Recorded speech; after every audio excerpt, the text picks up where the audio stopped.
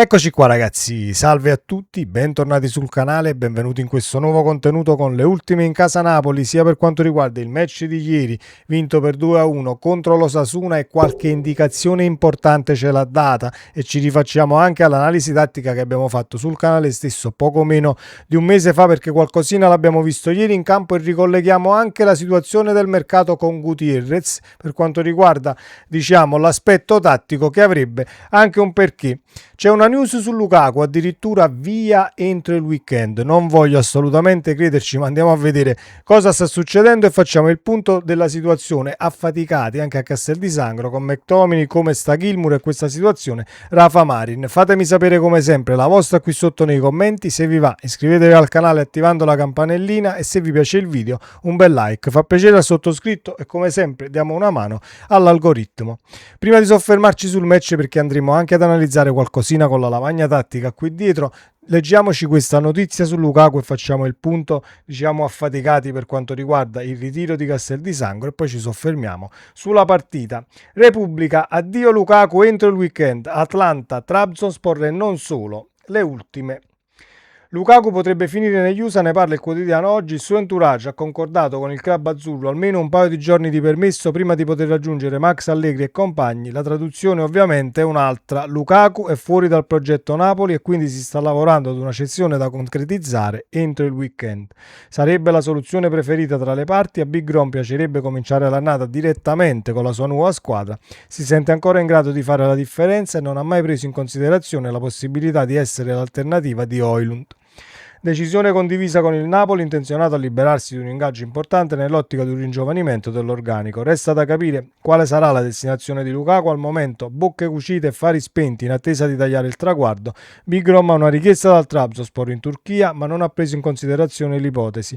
Non è un campionato che lo intriga. Meglio gli Stati Uniti. Gli piacerebbe giocare nella Major League Soccer. L'Atlanta United è una delle franchigie interessate all'attaccante, ma probabilmente non è l'unica. Ci sono colloqui con diverse squadre proprio per accelerare l'accordo. Il Napoli valuta Lukaku una decina di milioni di euro. La sensazione è che i prossimi giorni possono essere decisivi per un eventuale trasferimento ed una presenza a Napoli ovviamente caratterizzata da alti e bassi, soprattutto nell'ultima stagione. Diciamo che Lukaku snobba il campionato turco per andare in America. Se dovesse essere questa la notizia, noi alziamo le mani. Io andrei più in Turchia e resterei comunque in Turchia, ma non in MLS. Ma sono ovviamente punti di vista. Questi sono i punti di vista. Dipende poi l'Atlanta quanto mette sul piatto per quanto riguarda l'ingaggio, perché è lì che andranno a parare Lukaku e il suo procuratore e l'entourage. Speriamo che si concluda qualcosina entro il weekend, come ci dice la notizia di oggi. Per quanto riguarda la situazione indisponibili, affaticati da Castel di Sangro, perché ieri comunque non abbiamo visto tutti i calciatori schierati perché qualcuno è stato risparmiato. Ecco cosa si legge stamattina sulle pagine del Corriere dello Sport sulle condizioni di McTominay e Rafa Marin. Tanti esperimenti utili, come giusto che sia, a coronare una vittoria siglata senza la quota di maggioranza dal pacchetto di qualità e impatto offensivo della squadra. De Bruyne appena arrivato, Neres in ripresa e McTominay a riposo precauzionale per un piccolo fastidio a un piede, così come Rafa Marin.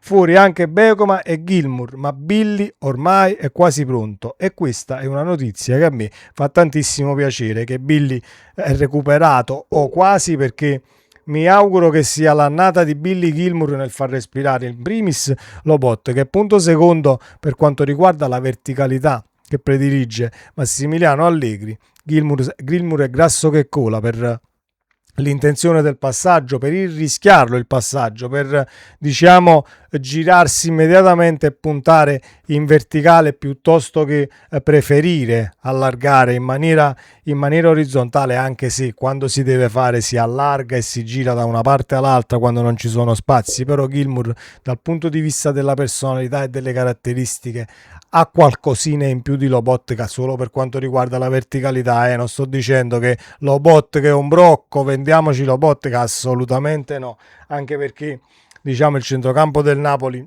è ben fornito nel caso ovviamente non dovesse uscire nessuno senza scodate di mercato nell'ultima settimana o negli ultimi giorni, perché altrimenti poi ripiegare sarebbe complicato.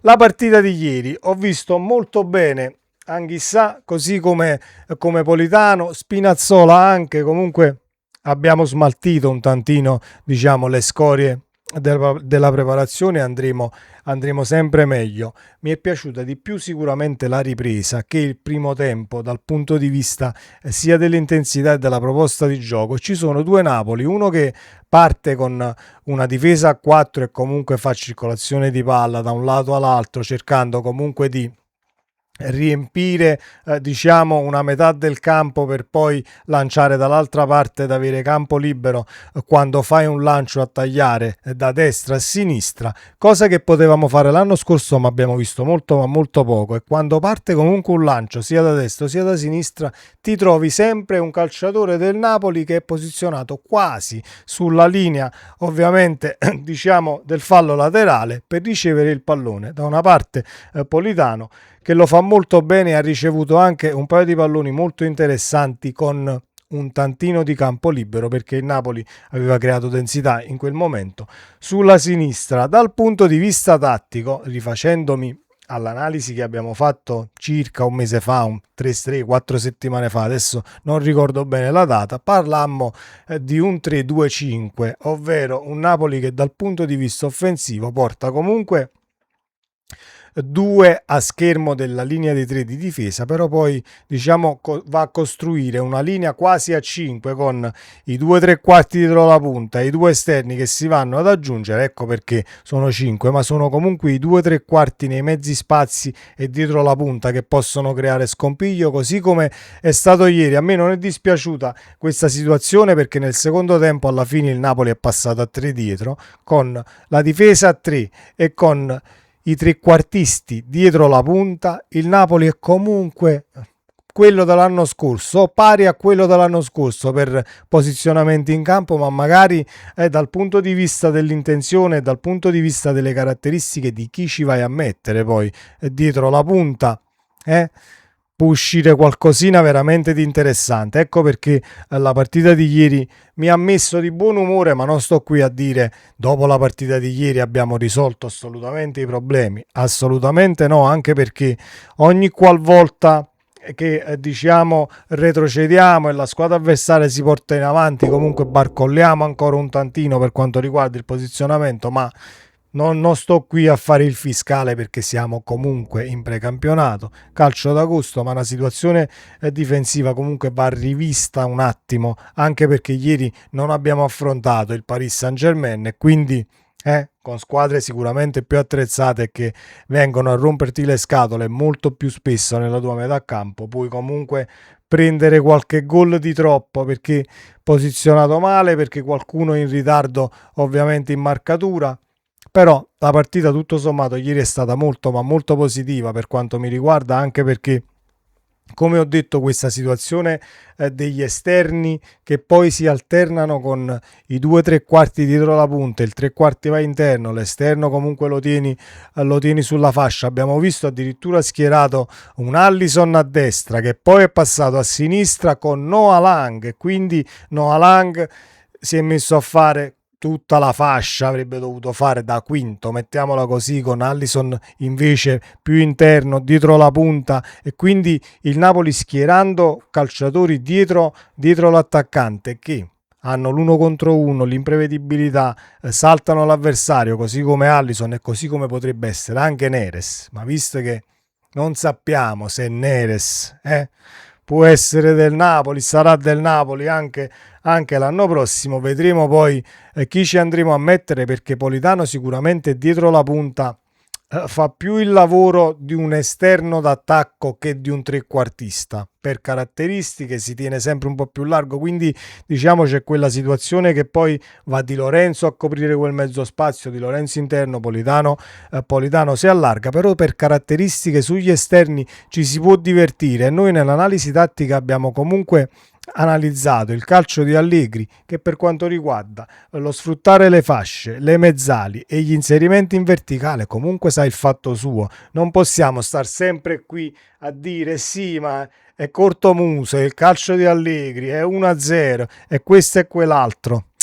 alla fine conta tanto chi metti per caratteristiche dietro la punta e in mediana, perché poi più è alto il tasso tecnico di chi schieri in campo e più, diciamo, è facile, tra virgolette, perché di facile nel calcio non c'è niente, andare in rete per quanto riguarda le caratteristiche poi dei calciatori che vai a schierare, perché crei sicuramente scompiglio e superiorità numerica anche in avanti tra questi scambi tra il quinto e diciamo il trequartista. Ieri abbiamo visto tanta qualità schierate insieme. Possibile schierarla anche, diciamo, in partite ufficiali. Il Napoli ce l'ha, e perché non sfruttarla? E mi rifaccio alla situazione Gutierrez per concludere, perché l'ho detto all'inizio e ancora non l'avevo trattato. Gutierrez è stato ceduto. Ovviamente non è stata una cosa, è venuto il Bayern, no, vabbè, prende la Gutierrez, non mi serve. Il Napoli avrà riflettuto in lungo e in largo prima di cederlo, però nel caso ovviamente sarai questo Napoli che cambia a partite in corso. Parti a 4 che poi al limite non ti va bene, ti metti a 3 facendo densità nella metà campo avversaria con quella linea più alta, con gli esterni che vanno ad appoggiare. E diciamo che potrebbe anche avere il suo perché, aver ceduto comunque Gutierrez. Gutierrez poteva fare tranquillamente l'esterno, il quinto a centrocampo, per quanto mi riguarda, per caratteristiche, perché poi dal punto di vista dei piedi e tecnicamente io non l'ho mai messo in discussione. Però ovviamente se diciamo non vai a sposare di netto questa situazione a 4 dietro, e allora ecco che diciamo non giustificata, ecco, la cessione, però trova un tantino il perché. Spero che voi avete avuto sensazioni positive dal match di ieri, e dobbiamo assolutamente aspettare, in primis perché siamo sicuramente un cantiere aperto, però diciamo che dobbiamo assolutamente restare positivi, perché il Napoli arriverà forse un tantino corto dal punto di vista delle tempistiche per quanto riguarda la prontezza in campionato, perché ci siamo quasi, tra 15 giorni si gioca e i primi 3 match comunque saranno uno più difficile dell'altro, però saprà sicuramente il fatto suo e cosa fare per portare punti a casa, così come l'ha sempre saputo Massimiliano Allegri. Sempre Forza Napoli, ci vediamo nel prossimo video, ciao!